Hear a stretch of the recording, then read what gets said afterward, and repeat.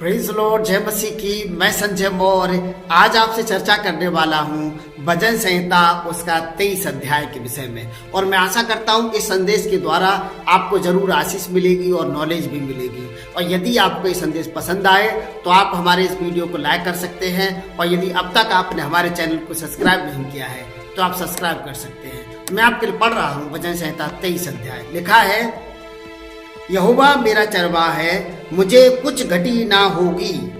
वह मुझे हरी हरी चराइयों में बिठाता है। वह मुझे सुखदाई जल के झरनों के पास ले चलता है। वह मेरे जी में जी ले आता है।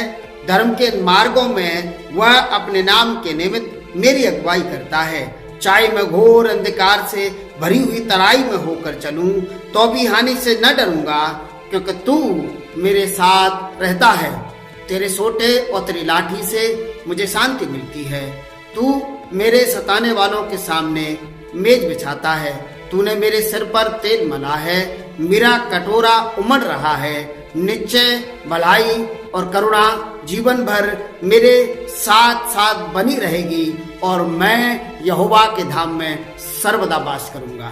और आपने इस भजन संहिता के विषय में बहुत बार संदेश सुना होगा, बहुत बार आपने इस भजन संहिता को पढ़ा होगा, बहुत बार आपने इस पर मनन किया होगा। लेकिन मैं आज इस भजन संहिता के द्वारा आपको कुछ ऐसी बातें बताने वाला हूं जिसके कारण से आप आशीषित होने वाले हैं। मेरे प्रिय, यहाँ राजा दाऊद कहते हैं कि तू मेरा चरवाहा है। राजा दाऊद इस भजन संहिता को गाते हैं, लिखते हैं। राजा दाऊद के विषय में आप जानते होंगे कि राजा दाऊद एक चरवाहे थे। राजा दाऊद एक अच्छा चरवाहा था, जिसके विषय में कहा जाता है जब वो अपनी भेड़ों को चराते थे, उस समय यदि कोई भेड़िया, उस समय यदि कोई शेर किसी भेड़ के बच्चे को उठा ले जाता था तो बाइबल कहती है कि वो शेर के मुंह में हाथ डाल करके, शेर से लड़ करके उस बच्चे को छीन लाता था। अपनी भेड़ के बच्चे के लिए वो अपनी जान को जोखिम में डाल देता था, और वो अपनी भेड़ों की सुरक्षा करता था। वो अपनी भेड़ों को अच्छी चरवाही करता था। और वो कहता है कि तू अच्छा चरवाहा है। वो कहता है, यहोवा मेरा चरवाहा है, मुझे कुछ घटी नहीं होगी। यहोवा मेरा चरवाहा है। जब मैं अंधकार से होकर गुजरूंगा तब परमेश्वर मेरे साथ रहेगा और मुझे कुछ हानि नहीं होगी। और मैं उस अंधेरे से, मैं उस विपत्ति से, मैं उस शेर से, मैं उस शैतान से नहीं डरूंगा, क्योंकि वो जो चरवाहा है मेरे साथ रहता है। और यहाँ राजा दाऊद जब इतने कॉन्फिडेंस से, इतने विश्वास से इस बात को कहते हैं कि यहोवा मेरा चरवाहा है, मुझे कुछ घटी नहीं होगी, मैं अंधेरे से गुजरूंगा, मैं डरूंगा नहीं, क्योंकि चरवाहा मेरे साथ रहता है। क्योंकि राजा दाऊद अपनी भेड़ों के साथ रहता था, क्योंकि राजा दाऊद अपनी भेड़ों को नुकसान नहीं होने देता था, क्योंकि राजा दाऊद शेर के मुंह से भी छीन लाता था, क्योंकि राजा दाऊद अपनी जान जोखिम में डालता था, अपनी भेड़ों को बचाता था। और राजा दाऊद भली भांति जानता है कि यहोवा मेरा जो चरवाहा है वो मुझे बचाने के लिए अपनी जान जोखिम में डाल देगा। उदाहरण के लिए, जैसे कि यीशु मसीह मनुष्य बनकर के इस दुनिया में आए, परमेश्वर मनुष्य बनकर इस दुनिया में आए, वो चरवाहा जिसके लिए राजा दाऊद कहते हैं, उसने अपनी जान दे दी, जोखिम में नहीं डाली, उसने अपनी जान क्रूस पर दे दी और मुझे और आपको बचा लिया। वो ऐसा चरवाहा है। दूसरा, वो कहते हैं कि वो मुझे कुछ घटी नहीं होने देगा। मेरे प्रियो, इस दुनिया में सोना उसका है, चांदी उसकी है, रुपया उसका है, पूरा भूमंडल उसका है, पूरी दुनिया उसकी है, सब कुछ उसका है। और बाइबल कहती है कि धन यहोवा ही की आशीष से मिलता है। और बाइबल ये भी कहती है कि सोना और चांदी तो मेरी है। परमेश्वर इस बात को कहते हैं, और वो परमेश्वर, बाइबल ये भी कहते हैं, किसी का कर्जदार नहीं है। और यदि वो आपका चरवाहा है, यदि वो आपका चरवाहा है, तो आपको कुछ घटी नहीं होगी प्रभु यीशु मसीह के नाम से। दाऊद राजा इस बात को भली भांति जानते थे। लेकिन जब दाऊद राजा यहाँ ये कहते हैं कि यहोवा मेरा चरवाहा है, तो वो ये भी कहना चाहते हैं कि मैं उसकी भेड़ हूं। मेरे प्रियो, प्रभु यीशु मसीह बकरियों का चरवाहा नहीं है, प्रभु यीशु मसीह भेड़ों का चरवाहा है। जब आप मत्ती की पुस्तक 25 अध्याय को पढ़ेंगे, वहां न्याय के विषय में लिखा है, और यीशु मसीह विश्वासियों को भेड़ कहते हैं और अविश्वासियों को बकरी। इसका मतलब, यदि आप भेड़ हैं तो वो आपका चरवाहा है, यदि आप बकरी हैं तो वो आपका चरवाहा नहीं है। यदि आप हरी हरी घास पे चरना चाहते हैं। हरी हरी घास का मतलब ये है कि परमेश्वर आपको हर दिन ताजा देगा, हर दिन ताजा मन्ना खिलाएगा। जैसे परमेश्वर ने अपने लोगों को जब वो मिस्र से आ रहे थे उनको ताजा ताजा भोजन दिया था, उनको बासी भोजन नहीं दिया था। यहाँ राजा दाऊद कहते हैं यहोवा मेरा चरवाहा है, वो मुझे हरी हरी चराइयों में लेके जाएगा। इसका मतलब आपका खुदा आपको बासी नहीं खाने देगा, आपका खुदा हर दिन आपका प्रबंध करेगा। आपका परमेश्वर आपका चरवाहा आपको हर दिन अच्छा अच्छा भोजन देगा, ताजा ताजा भोजन देगा।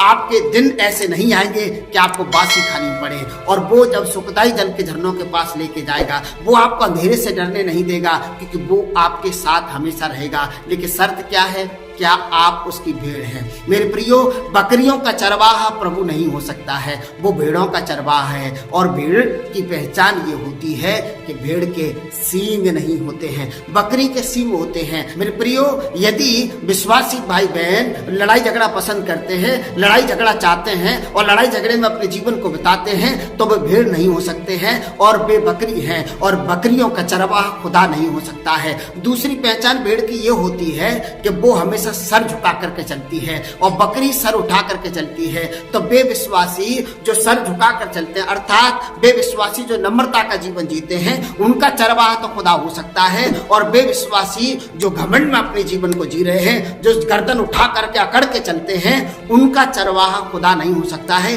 क्योंकि ये स्वभाव बकरी का होता है, भेड़ का नहीं होता है। और इसीलिए राजा दाऊद कहते हैं यहोवा मेरा चरवाहा है और मुझे कुछ घटी ना होगी। यहोवा मेरा चरवाहा तभी हो सकता है जब मैं भेड़ हो सकता हूं। और तीसरी भेड़ की यह भी पहचान होती है कि भेड़ अपने चरवाहे के पीछे पीछे चलती है और बकरी पीछे नहीं चलती है, बकरी इधर उधर भागती है। तो बेविश्वासी जो अपने चरवाहे के पीछे नहीं चलते हैं, बेविश्वासी जो अपने पास्टर के पीछे नहीं चलते हैं, बेविश्वासी जो खुदा के पीछे नहीं चलते हैं, वे भेड़ नहीं हो सकते हैं। उनकी पहचान बकरी से होती है, उनका स्वभाव बकरी जैसा होता है। और यदि वे बकरी के स्वभाव की जिंदगी जी रहे हैं तो उनका चरवाहा खुदा नहीं हो सकता है। उनके जीवन में घटी हो सकती है, उनके जीवन में कमी हो सकती है।